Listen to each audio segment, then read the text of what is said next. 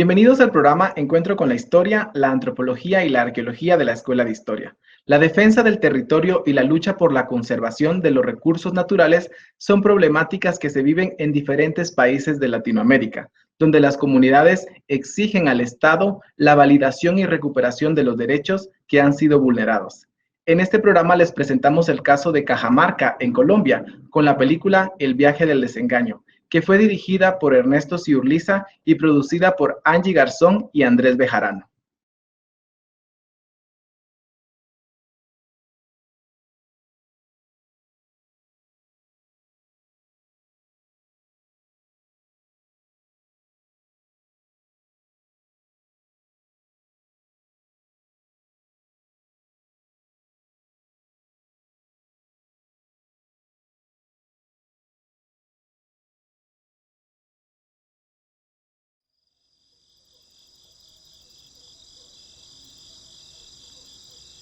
Por ahora, por ejemplo, en el caso de Cajamarca, ha fortalecido temas como el tema de los ganaderos, el tema de aguacateros.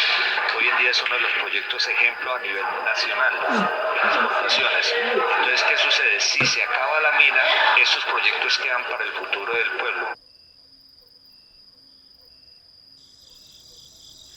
A mi Santa Madre le agradezco siempre. Uno, en la forma en que ella nos crió, con humildad, con pobreza. Y vean, gracias a Dios tenemos nuestra casa, que es de mi mamá. Mi padre falleció de infección renal, 7 años trabajándole duramente a él. 7 meses en la UCI. Nunca nos enseñó malos principios. Delante de ustedes les digo, igual que mi mamá, no puede haber nadie irreemplazable. Primero ella, segundo ella y tercero ella. Es que el agua, la comida, un ambiente sano, el alimento, son derechos fundamentales. Estamos defendiendo derechos fundamentales. Aquí no estamos defendiendo cualquier cosa. Son derechos fundamentales. Bueno, qué bueno la paz. Se está acabando la guerra con la guerrilla en Colombia. Se está acabando el conflicto armado. Pero nos están mandando a la guerra contra las multinacionales. Entonces ya no es la guerra entre guerrilleros, paramilitares, ejército regular.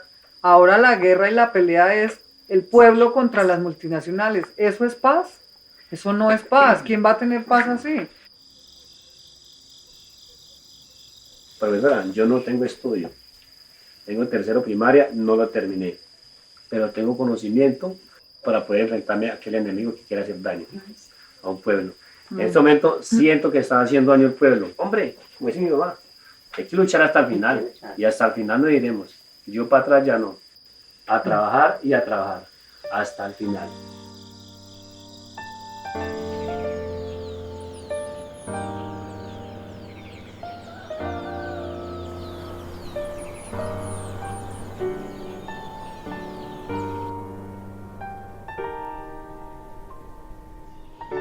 Cajamarca es un pueblo que, como le digo, yo hace 43 años nací, aquí donde estoy, aquí grabando en esa casa, aquí nací yo. Es un pueblo campesino, un pueblo agrario que nuestra vocación siempre ha sido agraria y siempre lo será. Todo, la gente, el ambiente sano, la tranquilidad que nosotros tenemos aquí en el territorio. Mejor dicho, es que no hay palabras para decir cómo es Cajamarca.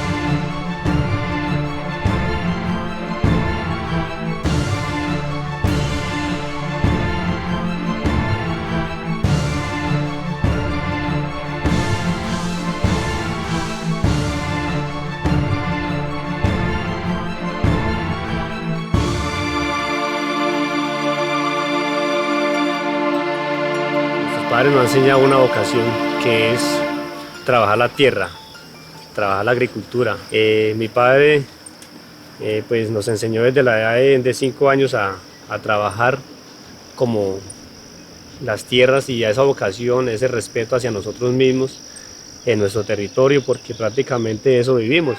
Nosotros como campesinos no sabemos aquí en Cajamarca sino labrar la tierra. Todo es trabajador echando asadón, haciendo una cosa, porreando un frijol, etc. Por eso es que nosotros vivimos tanto del campo y queremos nuestra tierra.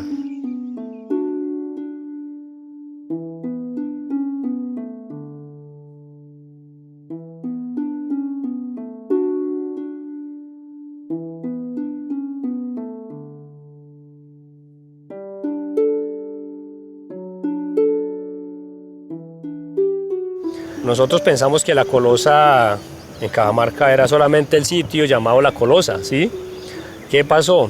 Que cuando ya en el 2013, como estaba comentando ustedes, cuando Anglogó la Chanti se pasa al territorio de Rincón Placer a tomarse el agua de Chorros Blancos, pues ¿cómo nos va a oler? Si es que Cajamarca está amenazado. ¿Cómo nos vamos a dejar quitar la agüita de Cajamarca y más sectores que pasan hacia el sector de Ibagué? Ahí es donde yo me tomo la vocería y me tomo el liderazgo de parar esta locomotora minera por este territorio con mi comunidad. Como promotor de la consulta popular hemos venido promoviendo por iniciativa ciudadana la consulta popular de Cajamarca. Le hemos dado fuertemente con recolección de firmas para que el Consejo de Estado pues, nos apruebe la consulta popular de Cajamarca.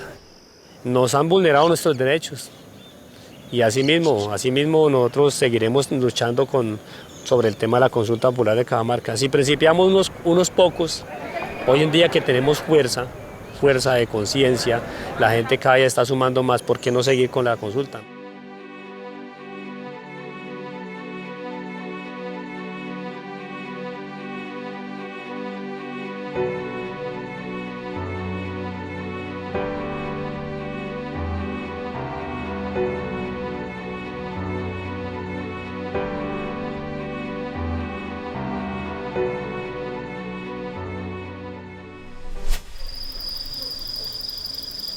No he sembrado mi cultivo, no tengo plata, no tengo nada y seguiré. Esta semana es prioritario para la consulta y prioritario más bien porque aquí en este territorio donde estamos a esta fecha llegan las cosechas de siembra de frijol.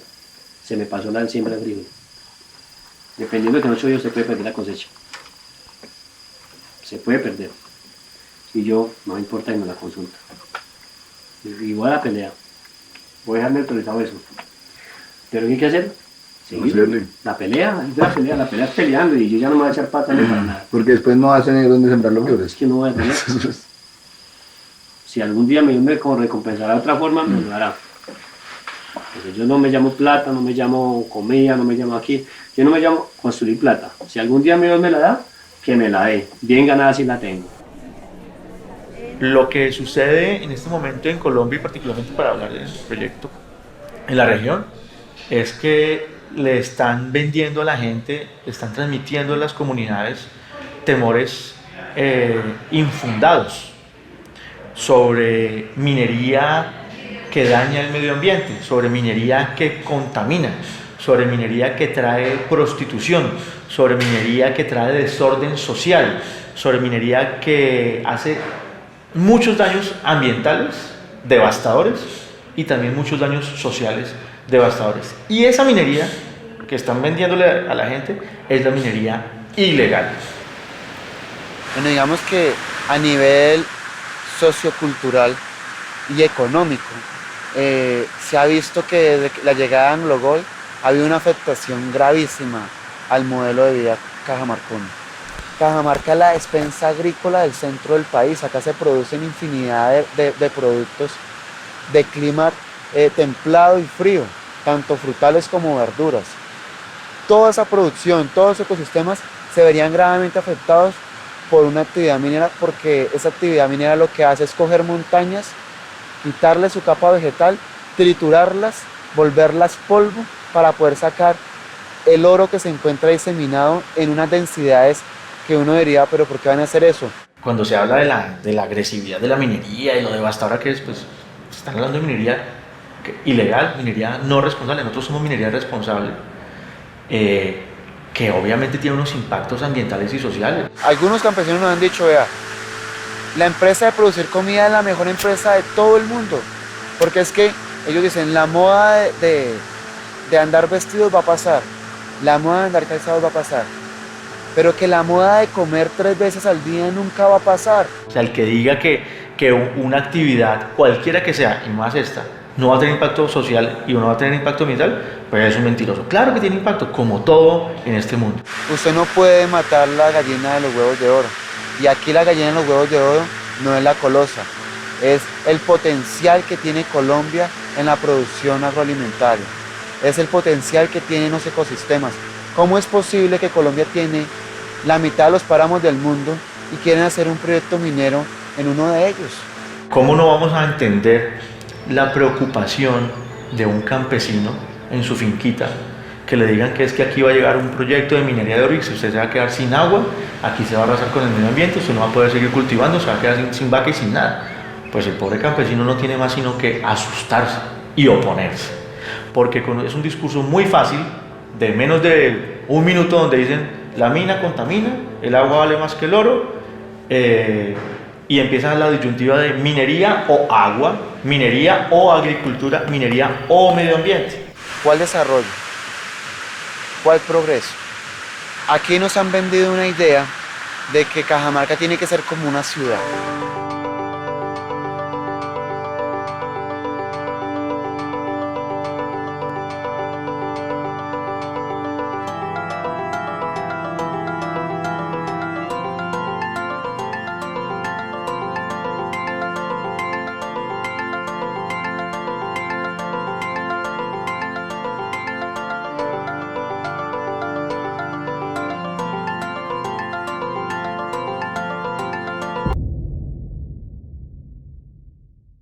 Yo digo que perder la vocación agraria en Cajamarca o en cualquier territorio nacional sería gravísimo para un pueblo colombiano.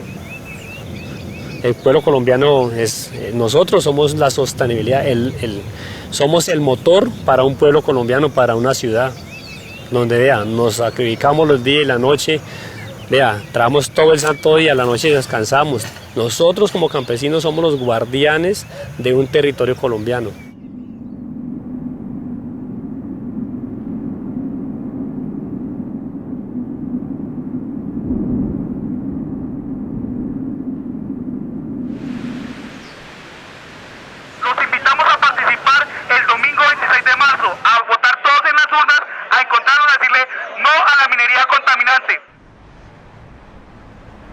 Estamos en la recta final para poder lograr que cerca de 5.500 personas vayan a las urnas y decidan si quieren o no quieren minería.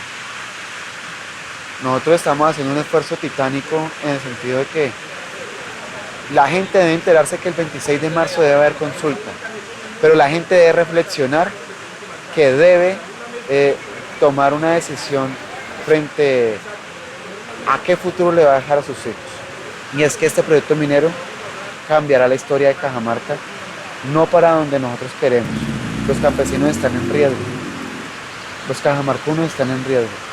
Independientemente de la decisión, seguiremos trabajando cerca de la gente. Nosotros, la empresa no se va a ir, la empresa va a seguir teniendo su oficina en Cajamarca y bueno, esperemos a ver también qué pasa el domingo. Yo por lo menos ya estoy consciente de que tenemos las dos posibilidades. Yo quiero ganar, yo deseo ganar, pero el 26 de marzo es como un punto de inflexión en nuestras vidas.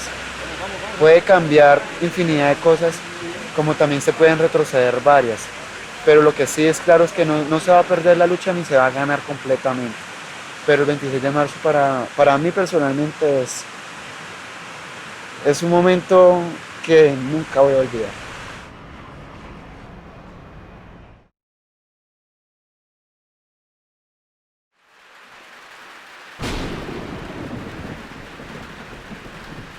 Siempre hemos vivido de campo, pero hace 7 años empecé a ver la vida de otra forma.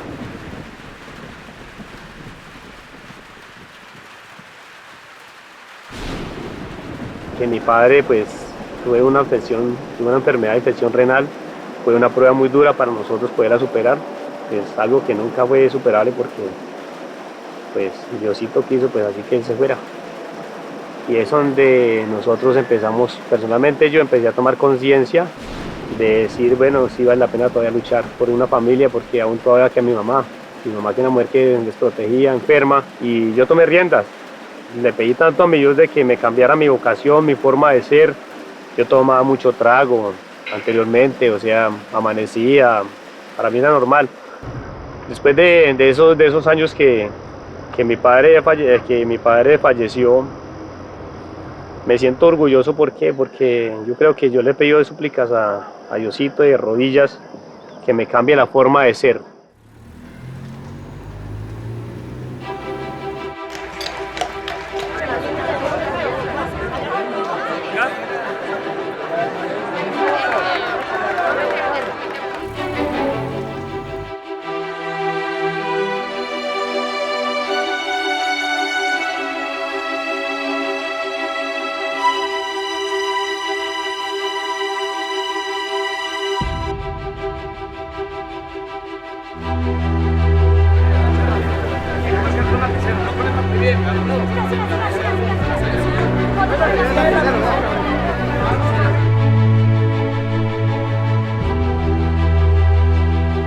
El precio que hay que pagar es luchar hasta el final. O sea, que así nos quiten nuestros derechos, así el gobierno pase por encima de las comunidades, siga vulnerando los derechos sociales y comunitarios, pero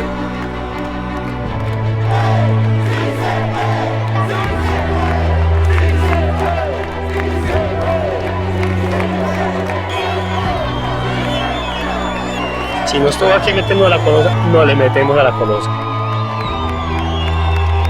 Pero aquí no van a hacer con todo lo que ellos quieran.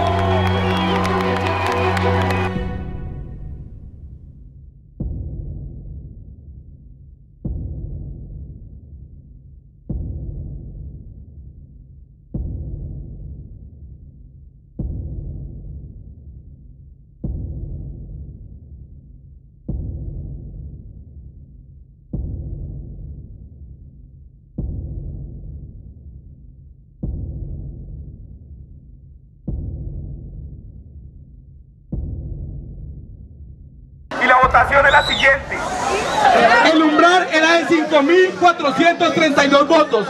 Hasta el momento, 5.600.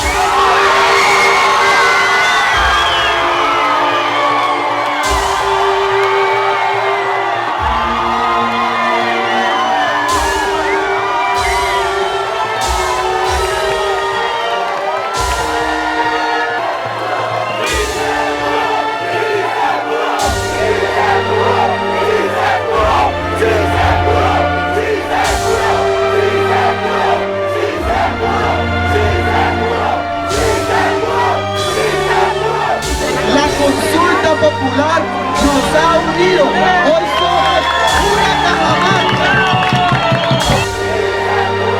El promotor de la consulta popular. Muchas gracias, José Domingo.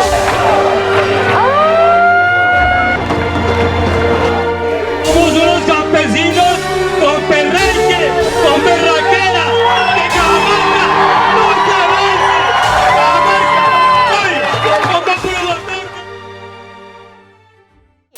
El ministro de Minas, Germán Arce, desestimó los alcances jurídicos de la consulta sobre el proyecto La Colosa. La propiedad del subsuelo sigue siendo del Estado colombiano y eso no lo podrá despojar ninguna consulta popular en el país.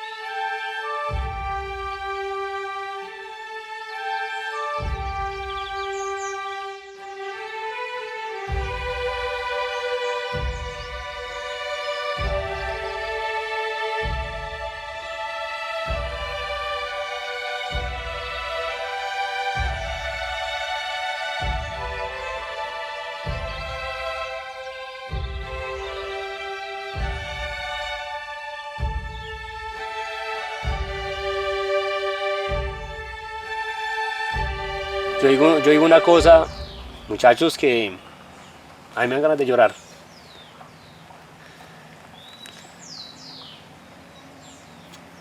Porque es que uno cuando siente lo propio, que le hacen daño a la gente, a la comunidad, a los familiares, a nuestros hijos. Yo digo, sí vale la pena luchar, hay que seguir luchando hasta el final. Y hoy le demostramos a la empresa minera que no, el pueblo todavía tiene dignidad, que todavía tenemos conciencia, pero por más plata del mundo que tengan, Cajamarca se respeta por encima de todo.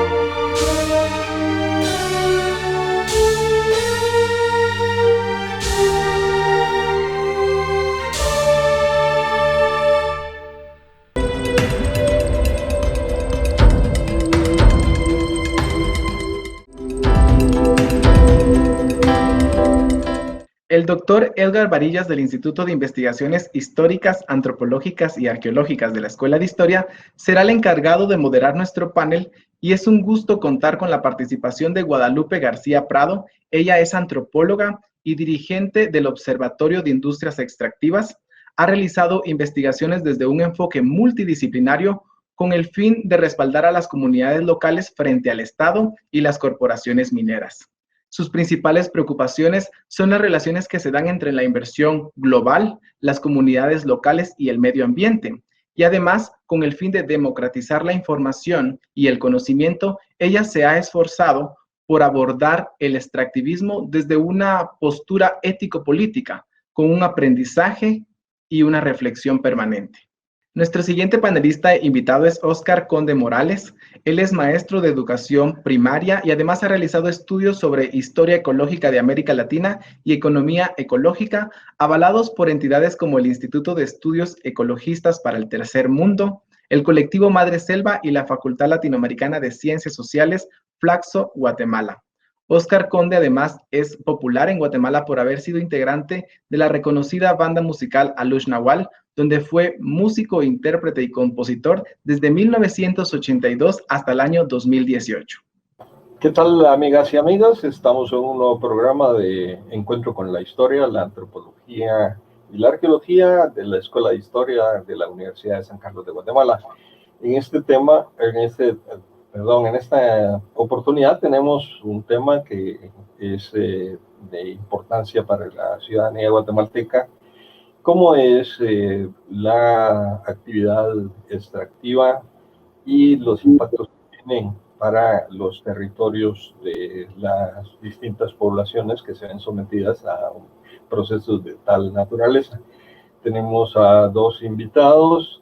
En este caso se trata de Oscar Conde y de Guadalupe García. Así que bienvenidos. Muchas gracias, Edgar. Pues un gran gusto. Guadalupe.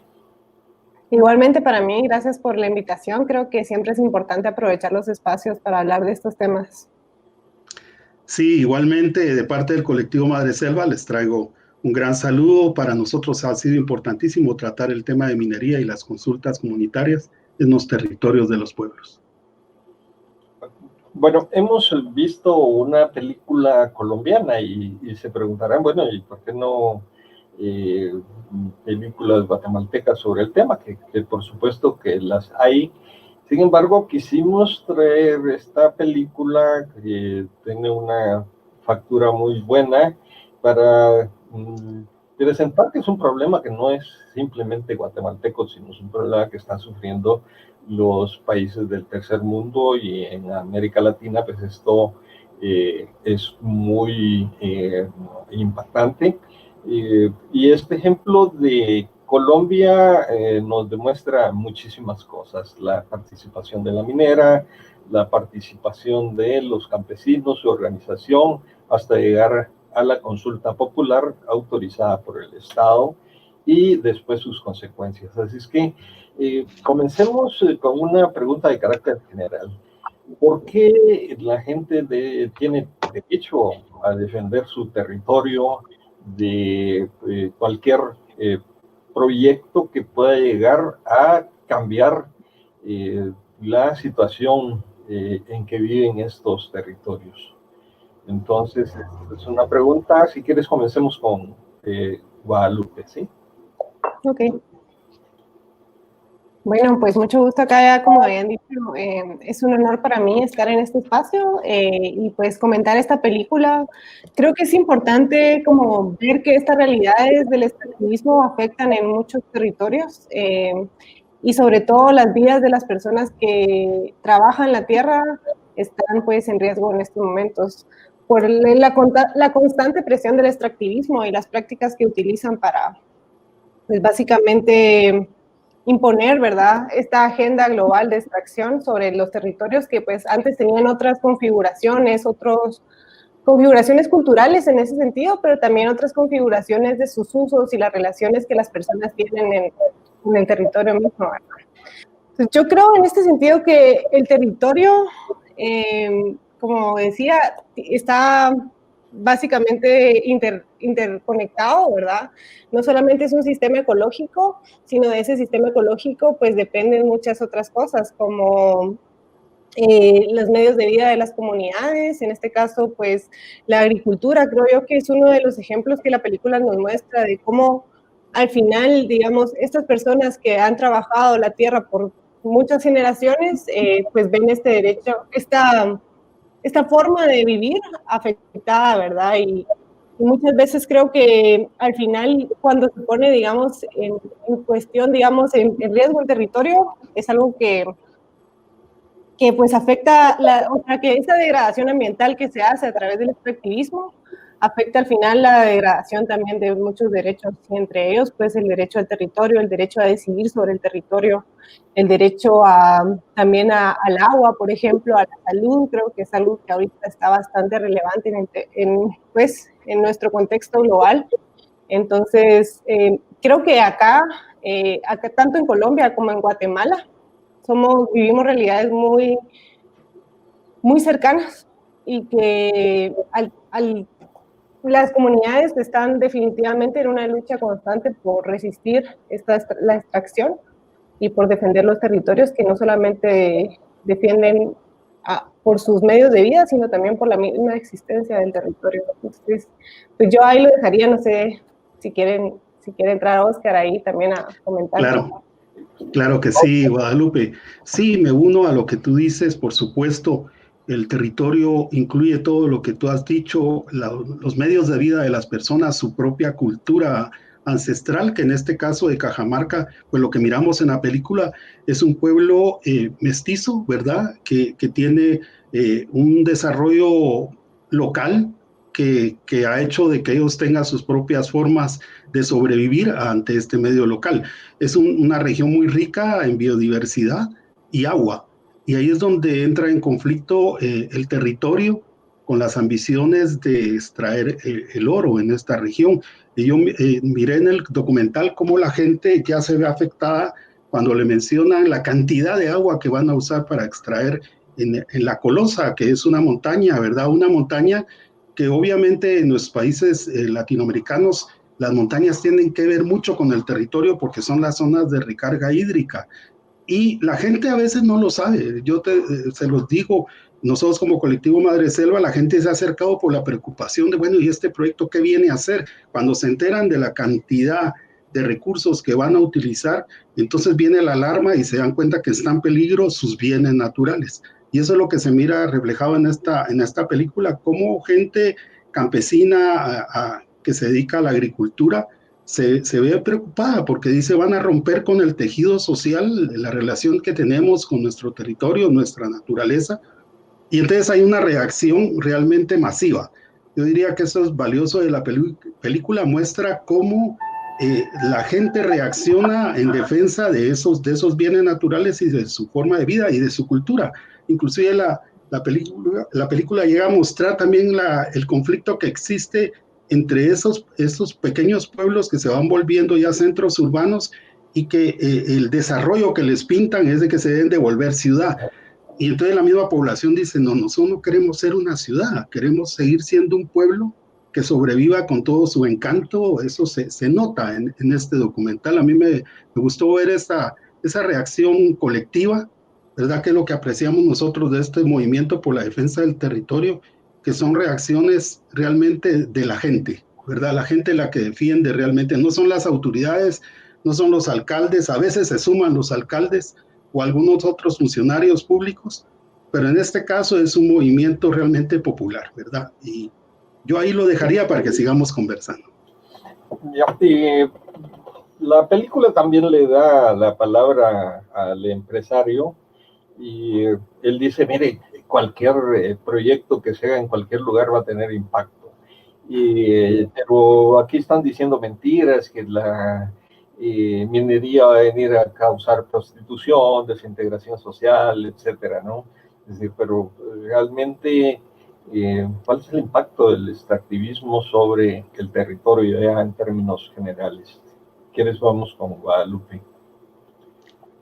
Sí. Yo creo que es interesante cómo los discursos se van adaptando a los contextos locales, ¿verdad? Porque en el caso ahí, como tú decías, ellos como que vinculan esto con la minería ilegal, que es un fenómeno que acá en Guatemala no se da, pero creo que estos espacios al final siempre reproducen las mismas prácticas, y yo creo que eso es parte del extractivismo, ¿verdad? No solamente, y bueno, acá para hacer también alusión a un término de cómo definir extractivismo, creo que eso es una discusión conceptual que se está teniendo a nivel global, ¿verdad? Sobre que no solo hay un extractivismo, sino hay extractivismos también, ¿verdad? Pero una de las definiciones que más me gusta es de un teórico latinoamericano, Eduardo Budinás. Él ha escrito bastante sobre extractivismo y él lo define como cualquier extracción o apropiación intensiva de recursos. Esto quiere decir que son millones de toneladas de extracción. Creo que en Cajamarca que se extraen de 20 a 35 millones de toneladas de piedra, ¿verdad? Para extraer unas cuantas onzas de oro. Y bueno, esta es la intensidad, digamos, de la extracción. Y además, esto también, otra variable que le suma es que más del 50%, digamos, de este valor extraído se va sin producirse ningún valor en lo local, ¿verdad? Sino solamente es la mera extracción de las materias primas que se lleva a otros destinos globales, normalmente el norte global, y ahí pues ya se transforma y se le da otro valor que genera pues, por la razón por la cual las grandes corporaciones extraen estos recursos, ¿verdad? Y bueno, con lo que tú decías, ajá, regresando después, digamos, de esa definición a las prácticas extractivas, muchas veces reproducen muchos muchas veces estas, digamos, prácticas como lo que tú dices, ¿verdad? La prostitución, pero además de eso son como una especie de isla. Entonces es como una especie de isla donde hay dinero alrededor de esta isla en el territorio, que este pedazo del territorio se volvió ya, digamos, un enclave, es decir, que está directamente controlado por las corporaciones y obviamente con ayuda de sus actores locales, ¿verdad? Y estos actores locales a veces están directamente vinculados con la empresa nacional, pero también a veces indirectamente, ¿verdad? Y ahí también, como tú mencionabas, Edgar, ¿verdad? Pueden los políticos locales jugar un rol en defensa de los derechos de las personas, o también muchas veces son cooptados por captura corporativa de estas empresas, ¿verdad? A través de, acá en Guatemala, por ejemplo, el tema de las regalías voluntarias, creo que es un tema que hay que discutir más a profundidad. Pero también al final solo generan como esta especie de servicios a su alrededor, y estos servicios pues al final son actores que terminan, son las personas que ofrecen estos servicios, actores que terminan, digamos, de cierta forma legitimando y buscando defender también la actividad minera, ¿verdad? Como una fuente de ingresos. Pero para terminar, yo pienso que justamente estaba teniendo esta reflexión hace unos días de cómo al final se busca que todas estas personas que tienen un estilo de vida de vivir de la tierra, de trabajar la tierra, pues transiten hacia algo que es más como el estándar global de cómo deberían vivir en una ciudad, depender básicamente del dinero.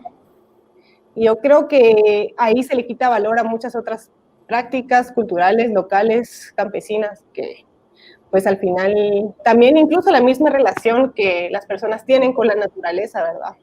Se termina como desvalorizando frente al extractivismo, que al final la misma cuestión, la concepción de naturaleza, creo yo, que es la que está en disputa acá. Gracias, Guadalupe. Oscar, ¿qué tienes que decir? Sí, gracias. Fíjate que a mí me llama la atención que la película es muy respetuosa de no entrar en conflicto, no hacer polémica, porque digamos nosotros hemos hecho películas sobre minería y señalamos a las empresas, inclusive decimos de qué país vienen, quiénes son sus funcionarios. En este caso la Anglo Gold, pues entrevistan a un funcionario de un gerente, supongo yo, y dice los argumentos que tú decías con anterioridad, ¿verdad? Que va a ser una minería responsable y que está exagerado lo que dicen las personas sobre el impacto de la minería, como que si los impactos de la minería fueran cosa nueva. Eso no es cosa nueva. En África, en Perú, en otros países, en el mismo Estados Unidos, la minería fue tan impactante que la reglamentación ambiental de Estados Unidos no permite el tipo de minería que llegan a hacer estas empresas. Entonces, esta Anglo Gold, de seguro, es una empresa canadiense, porque así son la mayoría de empresas que operan en Latinoamérica y tienen unas ambiciones realmente, pero de extracción brutal, ¿verdad? No les interesa para nada el medio ambiente, ellos dicen que van a ser cuidadosos, ni les interesa tampoco el bienestar de las personas. No, desconozco las regalías que dan en Colombia. Nosotros aquí, como decía Guadalupe, el 1% se queda de las regalías, de las ganancias de las empresas en Guatemala. Eso llora sangre. Yo creo que tal vez en Colombia sea un poquito mayor, pero más sin embargo no compensa lo que le deja monetariamente al país la industria extractiva de la minería metálica al daño ambiental que ocasiona en los territorios. Aquí la mina Marlin, por ejemplo, hizo una prospección minera y después cubrió con gramita todo el dique de Colas y todo eso, y parece que no hubiera pasado nada. Pero la filtración que ocasiona todos estos residuos tóxicos que la minería va generando durante el proceso quedan permanentemente. Hay un lugar en El Salvador, la mina de San Sebastián, donde sigue lixiviando los contaminantes. Entonces la gente se entera de estos impactos y reacciona, y entonces se opone. A mí me llama la atención que esta empresa, en el documental aparece muy poco, aparece este segmento donde la entrevistan, pero el documental es muy cuidadoso de no entrar en señalamientos en contra de la empresa, cosa que sí hacemos aquí en Guatemala, nosotros sí porque las empresas han tenido ciertas actitudes criminales. En el caso de Colombia, yo tuve la oportunidad de estar en el Valle del Cauca y enterarme de cómo ellos utilizan grupos paramilitares para hacer presión a las comunidades. Esto es lamentable porque en Colombia, como ustedes saben, el conflicto armado ha hecho que hayan grupos paramilitares de derecha que se unen a estas empresas y entonces clandestinamente van presionando. Hay un grupo que se llama Águilas Negras que presionan a las comunidades para que vendan sus territorios, para que cedan ante las empresas. Eso lógicamente no lo vamos a ver en la película. No lo vamos a ver porque si un cineasta viene y pone eso, después aparece muerto en Colombia. Entonces, es obvio que la película tiene ese cuidado de no tocar esto, porque en Colombia se tejen muchas cosas para hacer presión a la población y por eso es admirable el resultado de este proceso. Sí, gracias. Y es interesante porque también en Colombia hay películas un poco más agresivas, más militantes, digamos, mucho más disidentes. E incluso hay películas que se refieren a esto que el empresario en la película Cajamarca habla como la minería ilegal, que no es otra, sino que es una minería artesanal que desarrollan los pueblos. Sí tenemos películas nosotros sobre pueblos indígenas en Colombia que desarrollan sus propios proyectos de minería, pero sin la devastación que provocan estas empresas transnacionales. Aquí uno de los graves problemas es que no son empresas que llegan para quedarse durante larguísimo tiempo, sino llegan momentáneamente, trabajan y se retiran. Y luego ya dejan una serie de conflictos. Ustedes lo decían muy bien, hay cooptación de autoridades o de personas, de líderes, y esto provoca después de que se retiran las compañías que hayan toda una serie de conflictos que quedan permanentes en la sociedad. Vamos a ir a una ligera pausa para identificación del canal y volvemos en unos segundos para continuar con esta interesante plática sobre el extractivismo y la película sobre la minería en Cajamarca. Ya volvemos.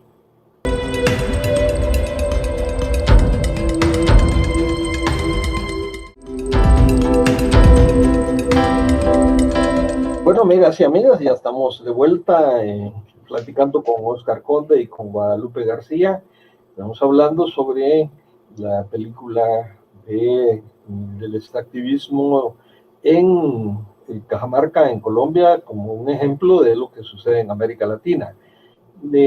Hay todo un movimiento en Colombia, en este sentido, en Cajamarca, de organización popular. ¿Cómo ven ustedes ese proceso de organización de la población? Obviamente, los campesinos colombianos que se presentan en la película a veces difieren de los campesinos guatemaltecos por el tipo de agricultura que desarrollan, etcétera. Pero si nosotros nos ponemos a pensar en ese tipo de organización, ¿cómo ven ustedes la organización popular para oponerse a estos sistemas de devastación territorial? Guadalupe, por favor. Bueno, yo creo que la organización es clave frente a esto, ¿verdad? Porque al final creo que uno de los grandes problemas del extractivismo es las brechas de desigualdad que existen entre las corporaciones, digamos, en términos de poder, en términos de información, en términos de acceso. Y creo que para contrarrestar, digamos, esta desigualdad de poder, la organización comunitaria local, pues es clave, ¿verdad? Y sobre todo para hacer valer sus derechos, defender sus derechos y alzar la voz más de una manera organizada, pues tiene mucha más fuerza. Y yo creo que acá en Guatemala, pues esto es un buen ejemplo en el tema de la mina del Escobal, ¿verdad? La que está ubicada en San Rafael Las Flores.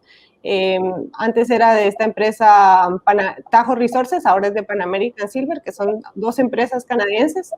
Y bueno, yo creo que en este caso ellos desde antes de que se otorgara la licencia de explotación ya estaban organizándose para hacer las consultas municipales, ¿verdad? Lograron tener ahí el consenso de varias municipalidades en la región y pues justamente ayer se estaba celebrando de que la Corte de Constitucionalidad ordenó que estas consultas pues tuvieran su validez, ¿verdad? En donde más del 99% de las personas que asistieron, digamos, en Mataquiscuintla, que es este caso que les estoy poniendo, más de 27,000 personas fueron a la consulta municipal, y que es algo que está regulado dentro del Código Municipal y que pues es creo que un logro que se haya obtenido esta validez de parte de la Corte de Constitucionalidad, y pues creo que al final también, ahorita justo estamos, creo yo, en un momento histórico.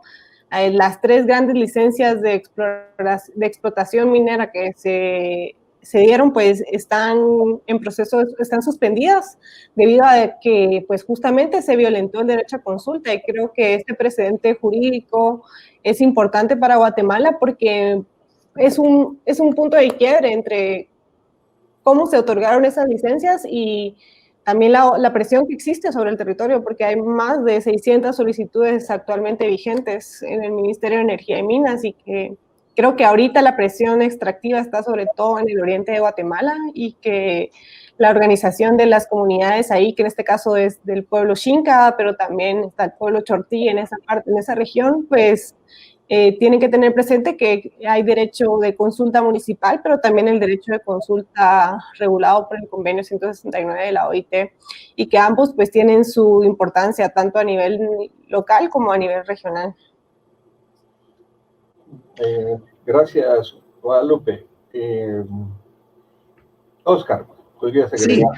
Sí, quería hacer la alusión al hecho de que en la película se muestra el título de consulta popular. Digamos, nosotros no estamos relacionados con ese concepto de consulta popular porque en Guatemala son consultas comunitarias, ya sea de buena fe reguladas por el convenio 169 o consultas de vecinos que son municipales. Entonces, cuando uno, digamos, ahorita en Guatemala que miren la película, van a escuchar consulta popular, es otro concepto en Guatemala, es que la consulta que se hace para temas generales de Guatemala, pero en Colombia sí es. Y estaba informándome de que estas consultas, en realidad la Constitución de Colombia sí las avala, sí está en la Constitución el derecho a consulta de las comunidades.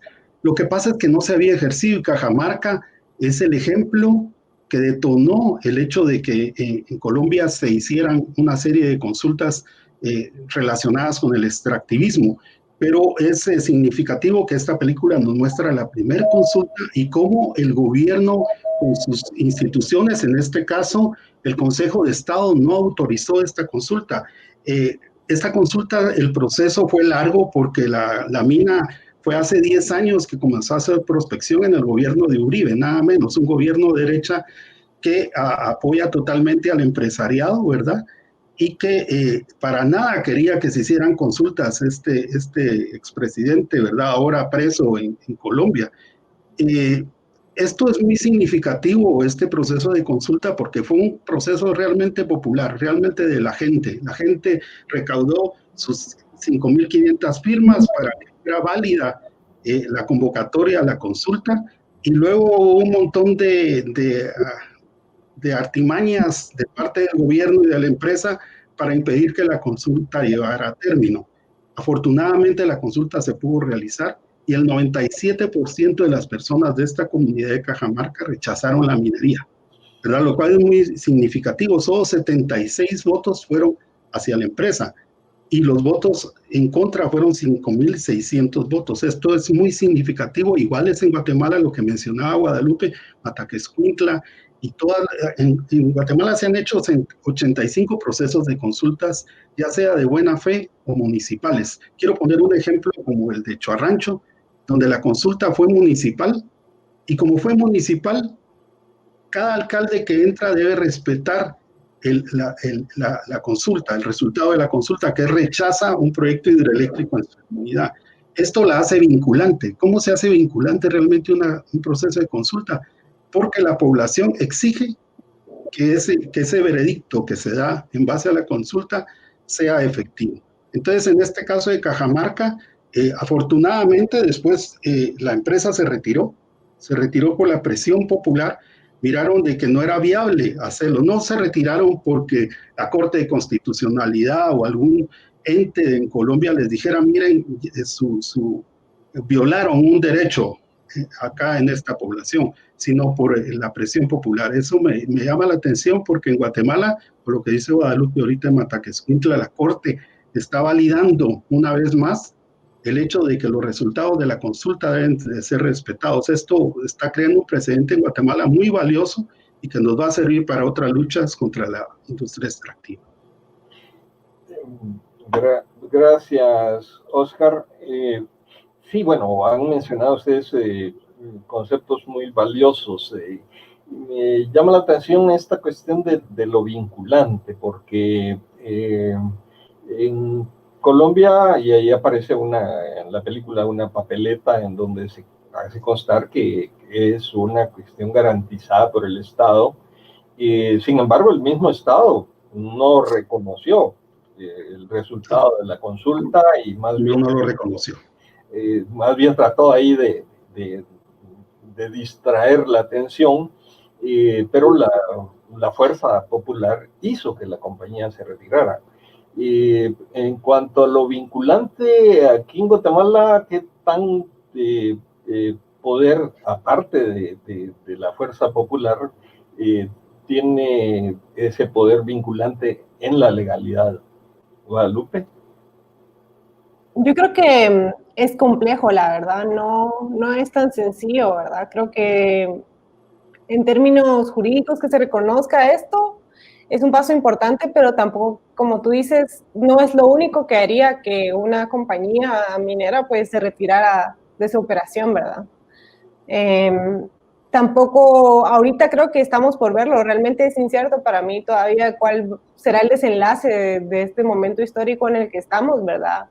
Si realmente el gobierno, quien es el que tiene que pues velar por la ejecución de esta consulta, digamos, y que esta consulta en realidad sea para, digamos, ampliar y proteger el derecho, o también al mismo tiempo creo que hay también otras cosas que se están empujando. Por ejemplo, hay varias propuestas de leyes de cómo regular las consultas, ¿verdad? Creo que ahorita la industria incluso también está cambiando su discurso. Yo creo que eso es algo que hay que ponerle atención, ¿verdad? Está este centro de investigación de la industria que es el CABI, que es un centro de investigación a nivel centroamericano, y pues ellos también ahorita ya están en su discurso diciendo, bueno, sí, tenemos que reglamentar la consulta del 169, ¿verdad? Pero entonces, ¿cuál será el propósito de la reglamentación? ¿Realmente que la población tenga la capacidad de emitir su consentimiento? ¿O simplemente cuál será el derecho ganado, digamos? Para mí todavía es una cuestionante de cómo actuar, ¿verdad? Porque una cosa es lo que se dice jurídicamente y otra cosa es lo que pasa en la práctica. Y que en el caso de las consultas municipales que se hicieron en el departamento de Santa Rosa y Jalapa, hubieron intentos tanto de la Cámara de la Industria como de la misma empresa por anularlas, ¿verdad? O poniendo amparos para que no fueran válidas. Entonces, creo que pues esa lucha en este caso de las consultas municipales ya se ganó, y ahorita estamos como en otro paso, que es el tema de la consulta por el 169. Ya, hay una situación que se plantea aquí, porque la Corte de Constitucionalidad había sido como un filtro para decisiones de jueces, para decisiones de la misma Corte Suprema de Justicia. Pero ahora la Corte de Constitucionalidad cambió. Va a estar cooptada. El último miembro que fue elegido es un candidato de un partido derechista, de tal manera que ahí como que se va a perder también una opción de darle legalidad a esos procesos de consulta. ¿Qué te parece, Oscar? Sí, es tremendamente lamentable la llegada de Molina Barreto. Como tú ya lo dices, él pertenece al sector más conservador y recalcitrante de Guatemala. Por supuesto va a favorecer a toda esa agenda de derecha del CACIF, y de las empresas, ¿verdad? Y entonces ahí la Corte va a perder realmente esos fallos que había dado la Corte favoreciendo a las comunidades que habían hecho consultas para que se respetara este derecho. Hay varios fallos que la Corte ha dado un poquito, a veces fallos un poquito duales, en el sentido de, por ejemplo, de Cajabón, ¿verdad? Primero suspendió la actividad de la empresa OSHEC para seguir operando y luego autorizó de que siguiera operando, pero que hiciera la consulta con una reglamentación que debe ser aprobada por el Congreso de la República. Y esa es una trampa, porque es una trampa el reglamento de consulta realmente. A como se lo ha venido jugando los diferentes gobiernos, lo que quieren es, ya hicieron un ensayo en el gobierno pasado de hacer una consulta, que no es una consulta sobre el caso de OSHEC, que la hicieron en Zacapa. En lugar de hacerla en Cajabón, allá en Alta Verapaz, se fueron a Zacapa con representantes ya comprados por la empresa y quisieron presentar eso como una consulta válida, como un ensayo de ese nuevo reglamento que se está impulsando. Eso está pendiente. Yo creo que es una batalla que tenemos que librar los movimientos sociales, las comunidades que defienden el territorio, de no permitir que se reglamente las consultas, porque ya decía Guadalupe, se tiene ganado el hecho de que en el Consejo, en el Código Municipal, hay todo un procedimiento para hacer consultas de vecinos, tanto en pueblos indígenas como en pueblos mestizos, con una diferencia de porcentajes, pero existe ese reglamento. O sea que Guatemala sí tiene procedimientos municipales para hacer consultas. Y está la consulta de buena fe en base al convenio 169, que más sin embargo ahí hay una cuestión nebulosa, porque como ustedes saben, la OIT es una organización de trabajadores, empresas y gobiernos, y ahí dominan las empresas y los gobiernos, no los trabajadores. Entonces todavía hay un vacío ahí, y es el vacío que quieren aprovechar para reglamentar las consultas. Así que la Corte ahora se nos inclina a favor mucho más de las empresas, ¿verdad? Entonces la situación va cuesta arriba. ¿Y qué tan real? Bueno, tenemos apenas un par de minutos para concluir nuestro programa, pero ¿qué tan real es el problema del extractivismo en Guatemala ya viendo el territorio nacional? Guadalupe, ¿cómo lo miras tú? Bueno, yo creo que es un problema real, es bastante fuerte, como les decía, y creo que sobre todo en el contexto en donde estamos, bueno, los países del norte están, la Unión Europea, Estados Unidos, Canadá, están empujando por esta nueva transición, esta transición energética, que para nosotros en realidad no significa que nosotros vayamos a transicionar energéticamente, sino es que va a haber más extracción. Eso quiere decir que va a haber más presión sobre los territorios y como les decía, si ustedes pueden visitar la página del observatorio, los invito. El Observatorio de Industrias Extractivas es oiegt.org. Y ahí tenemos una sección de gobernanza socioambiental en donde pues ponemos diferentes capas de información y que podemos ver ahí, como les decía, la cantidad de solicitudes de licencias que hay, ¿verdad? Algunas son ya un poco más antiguas y otras son un poco más recientes, pero al final es un plan de desarrollo extractivista y a través de estas solicitudes es que los inversionistas pues venden a los grandes fondos de inversión la idea de que la extracción acá les va a generar muchos ingresos, ¿verdad? O mucho valor. Entonces yo creo que el problema sigue siendo real y que sobre todo que el actual gobierno pues se promueve como un gobierno pro-extractivista y que además de eso la actual crisis de la pandemia hace que el extractivismo en toda Latinoamérica y también en Guatemala se ha vendido como una opción de reactivación o de poder generar empleos, que es un discurso que es permanente, ¿verdad? Entonces yo creo que sí es real esta presión que existe. Es muy interesante esa actualización que hiciste. Óscar, tus conclusiones, por favor.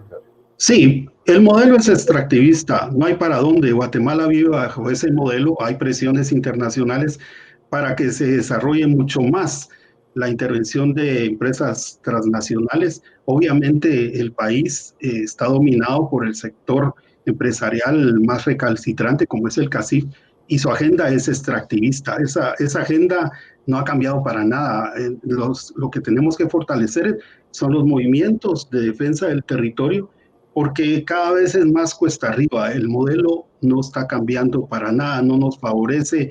Los políticos que llegan, miren el Congreso cómo está, es una pequeña bancada la que siempre está tratando de contrarrestar todo ese impulso de este extractivismo en el país. Se van a seguir aprobando proyectos, se va a tratar de obstaculizar la consulta comunitaria y nosotros tenemos que salir a defender ese derecho y, por supuesto, tenemos que fortalecer las organizaciones comunitarias y fortalecer el desarrollo alternativo. Nosotros como colectivo Madreselva apoyamos proyectos de desarrollo alternativo de generación de energía eléctrica con pequeñas turbinas comunitarias. Ahí en la zona reina ya van 5 ejemplos donde las comunidades son propias, son dueñas de su generación eléctrica, ¿verdad? Y esto es un modelo alternativo que va en choque contra este modelo extractivo, así que tenemos que impulsar por todos los medios la defensa del territorio y el desarrollo alternativo de las personas. Esto es lo que nos queda en Guatemala.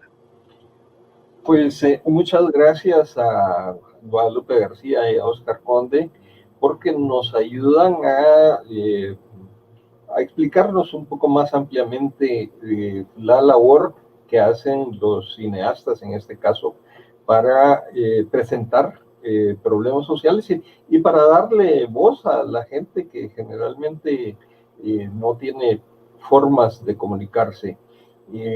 Quiero agradecer en particular la atención de los realizadores de esta película para permitirnos utilizarla.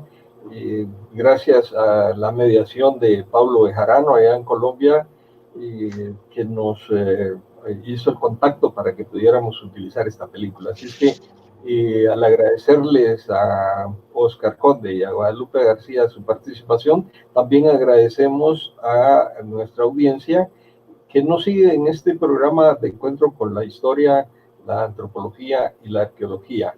Hasta una próxima ocasión.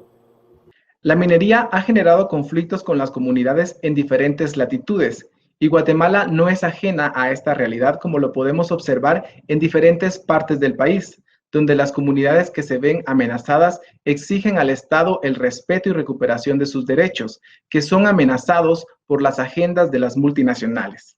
Gracias por sintonizarnos y los esperamos en las próximas transmisiones de Encuentro con la Historia, la Antropología y la Arqueología.